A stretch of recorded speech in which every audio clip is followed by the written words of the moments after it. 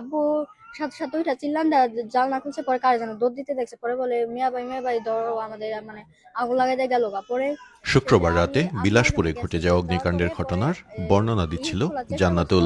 দরজায় তো আগে আগুন লাগাইছে, পরে তার কথায় উঠে আসে ঘটনার সময় ঘরের দরজা বাহির থেকে বন্ধ ছিল।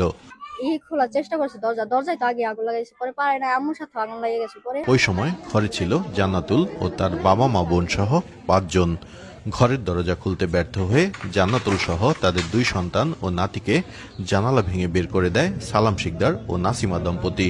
জানালা খুলছে, পরে একটা গ্রিল আগে থেকে ভাঙা ছিল, আম্মু আর একটা ভাই না, তারপর আমাদের 3 জনকে বের করে দিছে। এরপর নিজেরা বাঁচার আপ্রাণ চেষ্টা করলেও ততক্ষণে তাদের শরীরে ধরে যায় আগুন।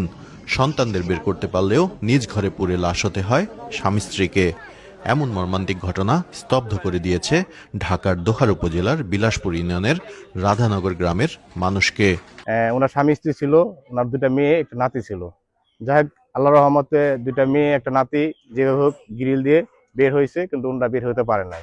অনেক চেষ্টা করছে, পাশের যে লোকগুলো আসলো ওখানে ওনারা হাত ধরে অনেক টানাটানি করছে, কিন্তু ভাগ্যক্রমে ওনারা বাঁচতে পারে নাই। শুক্রবার রাত আনুমানিক 1টার দিকে হঠাৎ সালাম শিকদারের বসত ঘরে আগুনের সূত্রপাত হয়।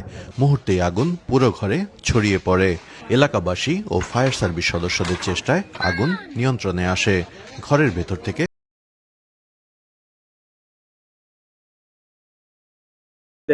করাইছে ফায়ার সার্ভিস, 2টা ফায়ার সার্ভিস আছে, তখন তো মনে করেন কিছু নাই, সব শেষ।